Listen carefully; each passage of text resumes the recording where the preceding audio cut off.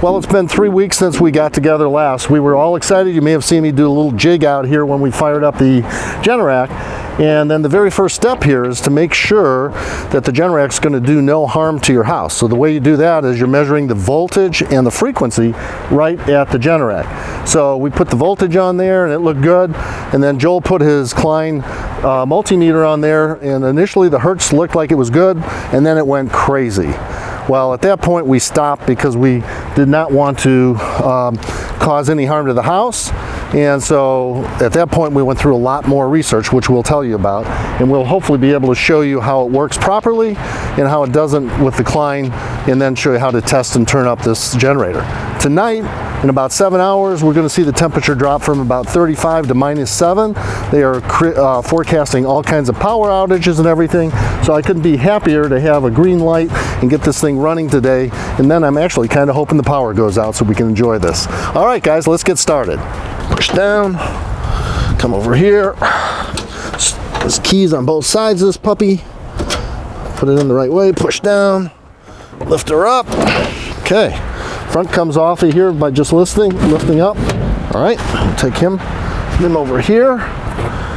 Now to get to all the electrics on this thing, put these keys away. What we've got to do is take out 3 hex screws. So let's do that over here.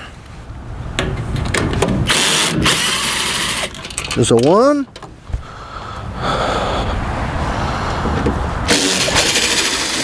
There's a 2. There's a 3. Okay. Take that guy off. One thing I wanted to point out, which is going to be important tonight once the temperature drops, we have the cold weather kit on here, which is an option. This guy right here is a thermostat. When it drops below 34 degrees, this guy right here will turn on with 220 volts and heat the oil to 220 degrees.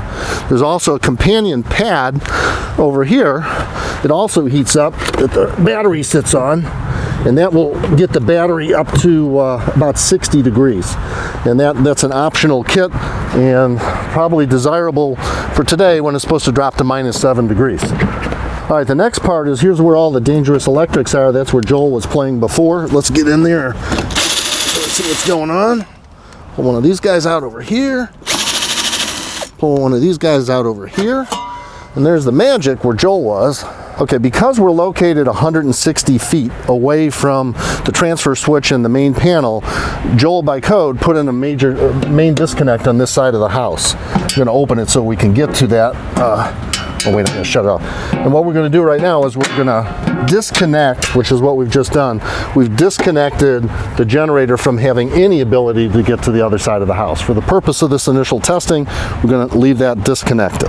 What you're going to notice here is when we first fired up, instantaneously it showed 60 hertz. We're like, oh yeah, baby! And then all of a sudden it was all over the place. And that's where we stopped. Now, we did this last time. I think the second time we did it, I don't remember if it behaved that way, but it didn't give us a true reading. So, all right, so with the test that we just showed you, that catches you up to where we were when we were so despondent at the end of the last video, and we stopped. So after that, I contacted a friend, the master of tech for one of the big HVAC firms here in town. He brought his Fluke 116 over. We threw that baby on there. It was beautiful. So I went ahead online. I ordered from Amazon and got the next morning a Klein MM700, which is an upgrade model. Came out here fully expecting to say, Joel, it's time to retire your meter and buy a new one. But instead, the Klein MM700 did exactly the same thing that his Klein meter did. So now like, So I jumped on there again, and 4 hours later, Amazon was here with a Fluke 117. Put that on there. Fluke says beautiful. So now we got 2 instances where 2 different Kleins are going crazy, 2 different Flukes are very happy. From that point, that's downstream of this, did a lot of research online, and it's what you find out is the Klein is sampling the waveform.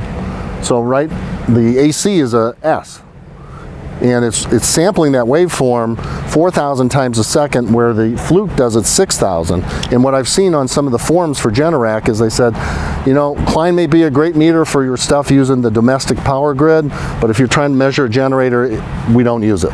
And so what we're going to show you now, it's no fluke that when we put this guy on there, that the voltage and the hertz are good, and that gave me the confidence to move forward. Furthermore, other friends had shared that there's a dealer generated, a dealer menu, and if you access the dealer menu, it'll measure the frequency in the hertz. And so with some help from some people, we were able to see that the Generac also thinks that the frequency and voltages are correct. That gave us the confidence to move forward with the hooking up to the rest of the house, and we'll show you that setup procedure. So why are we jumping through all the hoops here? I've watched videos where a lot of the people that are demonstrating bringing up the systems don't even measure the hertz. They'll sometimes just turn on the switch and see it throws over and off we go. But we're trying to make sure we're not going to do any harm to my house or to your customers. And so that's why we're going to the extra trouble to make sure that what we're receiving in terms of voltage and frequency is correct, so that we do no harm to your home or to your customer. All right, so now we got a Fluke 117. The other thing we didn't mention was that the manual also calls for you to use a low impedance meter. So here it's a low Z on that. Now the low Z is only for voltage, but what that's for is if you got long cable runs, it makes sure that you're not getting stray voltage issues. That's not our issue here. I'll show you both low Z voltage and regular voltage, that those look about the same. Our real issue is going to be with the hertz. So first of all, let's fire it back up.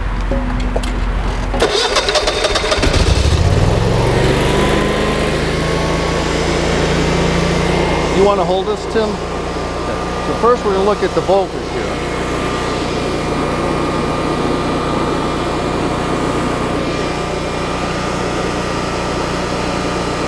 $39,240. Okay. And if I put it in standard mode, same thing. So now we're going to go to hertz. Hertz? Cancel. Yeah. Here we go.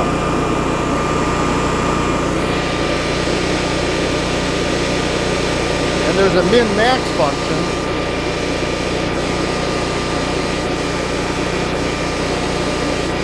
Average. So what's all happening? If we were to check it over here,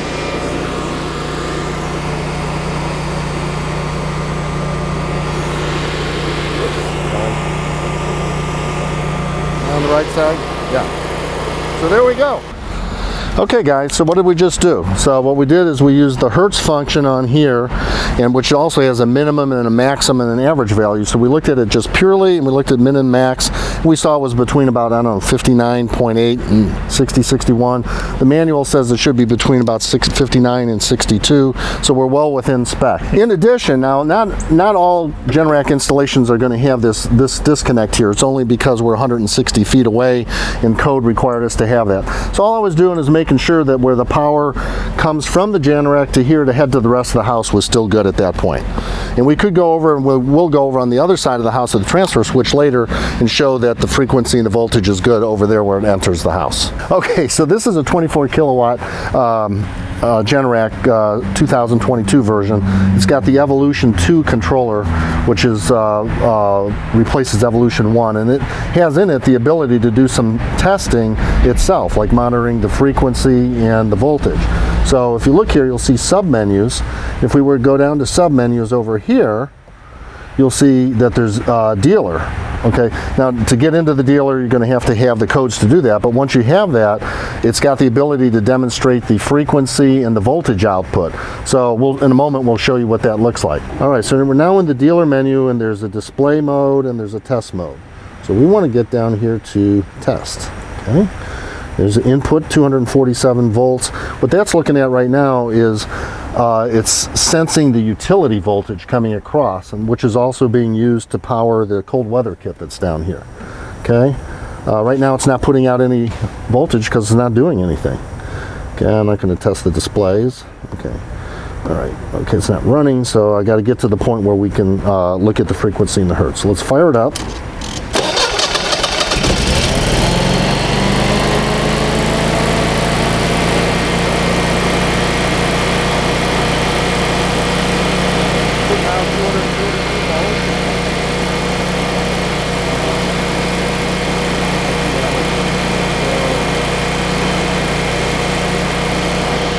Voltage. And it's charging. Output voltage is 39. Ta-da! Output frequency 60. there you go. 59.9. So what we did here now is we accessed the dealer menu, and we were able to look at the part of the Evolution controller that monitors the frequency and the voltage, and we saw voltages were good, but the thing we were most interested here is look at the frequency output, and we saw it between 59.9 and 60.2, and that's precisely what we saw in our Fluke meter. So anyhow, I'm very confident now that we're good to go as far as the voltage output of this guy. And with that, we'll come over here and we'll go. Which just connected the wiring that Joel put in that goes 160 feet to the other side of the house to our transfer switch. And now we'll go on to the exciting stuff to test the automatic and also to do some load testing. Okay. All right, so what we do here to put this thing back in automatic is you just put the automatic button on. You'll see a happy green light over here now that you weren't seeing before. When we were in off, it was red. And also, Generac has got an app called Mobile Link. So every time you hear this beeping, it's telling me the status just changed. So I'm able to monitor my voltages and all kinds of stuff. Okay, so what we've just finished is over at the generator. We've proven that the generator is supplying good power, both frequency and voltage, and now that's traveling 160 feet over the heavy duty wiring that Joel sized to come over to the transfer switch. And so we're going to open up the transfer switch now so that we can both do some readings and do the final testing.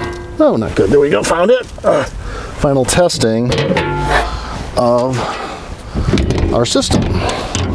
So this is now the emergency utility service disconnect for the house, so we'll simulate power going off by throwing that off. If I did that right now, everything would start happening, but we want to do this in a controlled way right now because this is a test, first test of the system.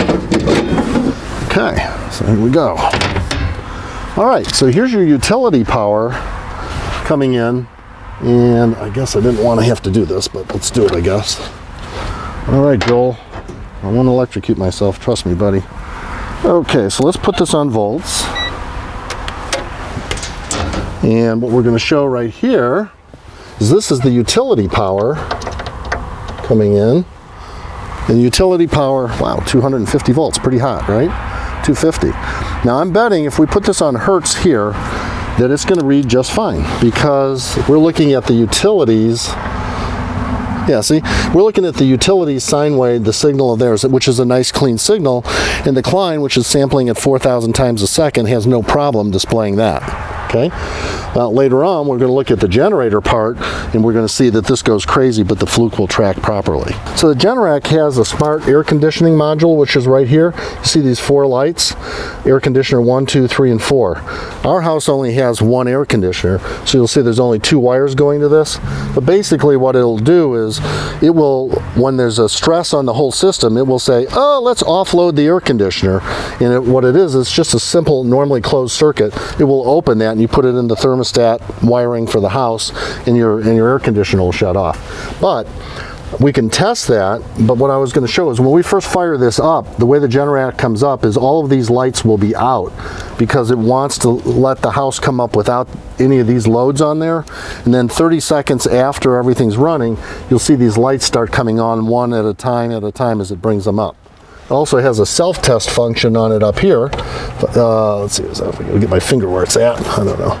Oh no, it's only going to work if the generator's on. If the generator is on, though, you can actually force it to go through that process. Okay, so now we are in automatic mode, and the next thing is to simulate a power outage. However, because we're testing right now, we're first going to turn off the house. We're going to, if this was alive and right now there was a power outage, this relay would switch and we'd be on the generator.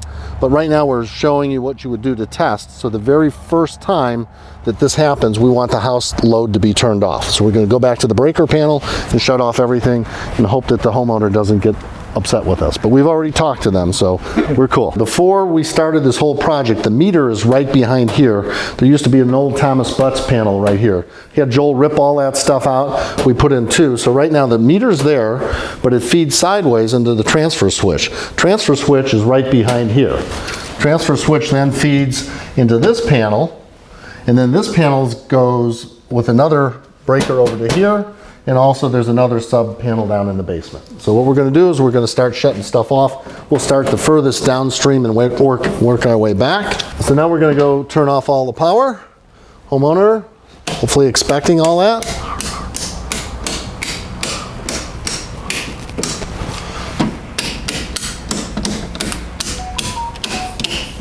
Yeah, I'm getting all kinds of warnings here. Turn off all the internet. Okay, and the main breaker. Everything's off. So the purpose of doing all that is to completely isolate the house from the generator setup. The next step is we're going to simulate a power outage to the house, show that the generator will then say, need to turn on. It will then tell the transfer switch after it turns on to throw, and then there'll be live power here. But at this point, because the master's off, it will stop right there. Then we will go through, after we've checked the voltages and hertz out there, we'll start turning on some loads in the house and show you that it all works. So the way we're going to simulate us using utility power is to hit the master cutoff right here. Now what's happening is these voltages from the utility come down over here into the N1 and N2 sense wires. Those then go on a 160-foot cable ride over to the generator. The generator is sensing those voltages, and it's going to say, uh-oh, there's no utility. It's going to say, turn on the generator. Then it's going to give the generator some time to warm up. And then the exciting part is this thing's going to go bam, and it's going to switch over to the generator power. So you see right here, here's the utility power coming in. And we got a set of wires that are going over to my panel and a set of wires coming from the generator, so it'll switch us over. So here comes the exciting part. First part won't be exciting. Isn't that exciting? Now, if you're waiting, in about 10 seconds or so, we're going to hear the generator fire up.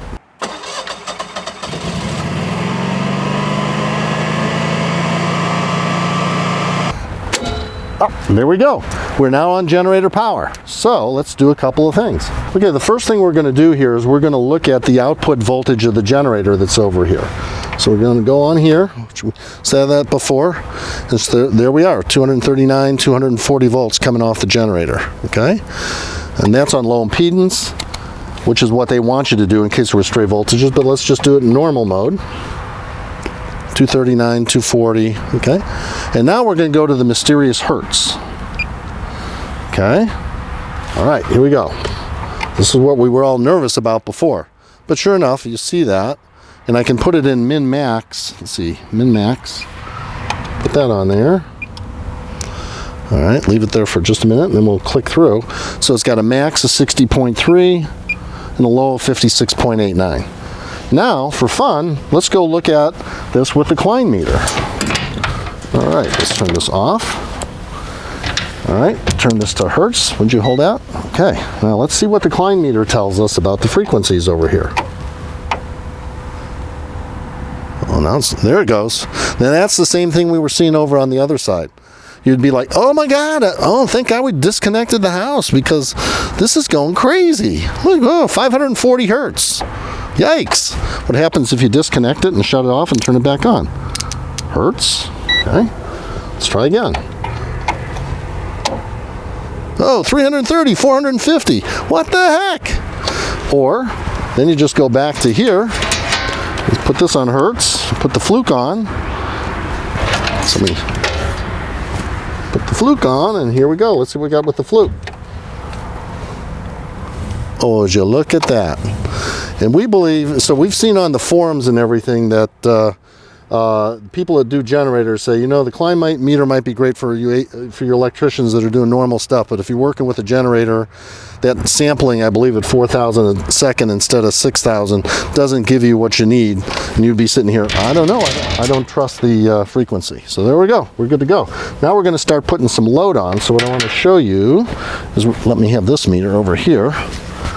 Let's put it on current amps. And so right now what you should see is basically virtually nothing because we have all the loads in the house turned off. It's showing a half an amp over there. Now that we're on generator power, the next step is to start putting load back on and checking it out. So right now the master is off, all the breakers are off. So here we go, master's on, and we're going to start turning on some power here. One of these breakers will be for the lights in the garage, so that'll give you a clue that we're making some progress. I think they're on this panel though. Those lights came on. Okay, now come over here.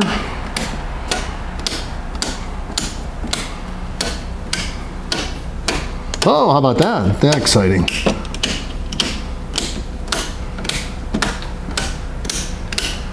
Okay, now we've got the whole house on it, and what we'll do is let's go out there first and just see how much current is being drawn, and what it looks like, and then the next step will be we'll put on some load. We'll put on a heater and an oven, and then at that point we're about ready to call it a day. So this is one of Joel's favorite little tools right here for checking on your GFCI and your voltages and stuff. So let's see what it says.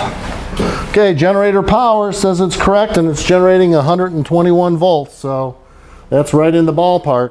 There you go. There you go, Joel.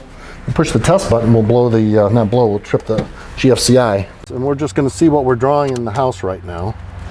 And so this house has got a gas furnace that may not be on right now. We're only drawing 5 amps on that phase right now.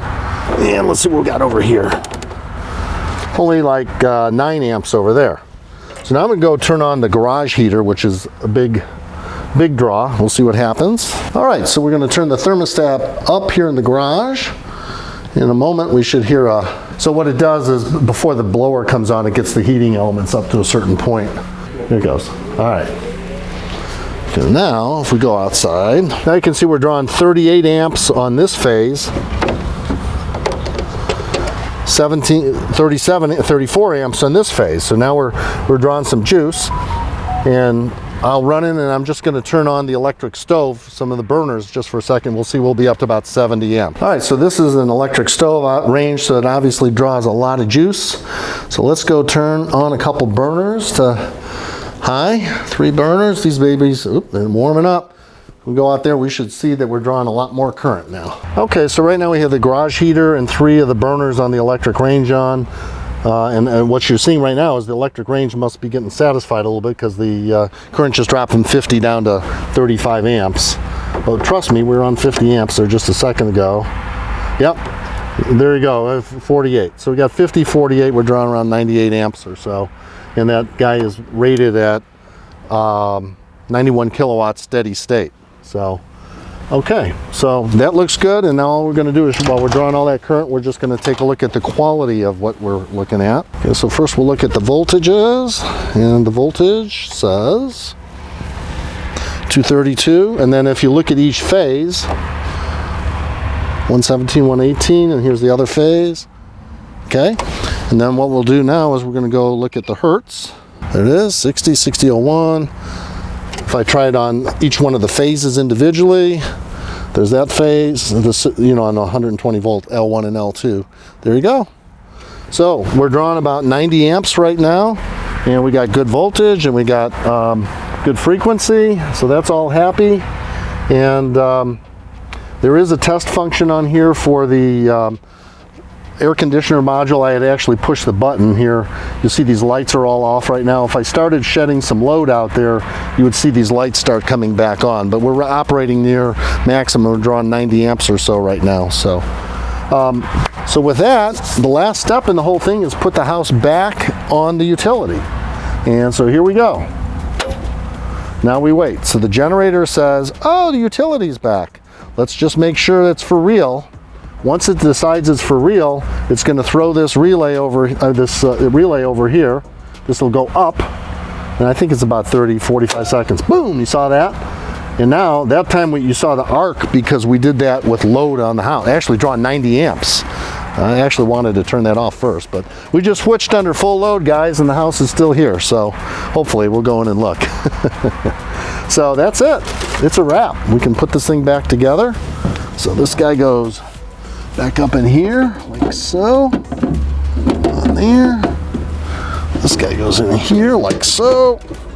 Spin you back down, like so. Okay, so that's all in. All that's left to do is there's a couple of stickers that they want placed on the main panel and out here, but it's a wrap. It works.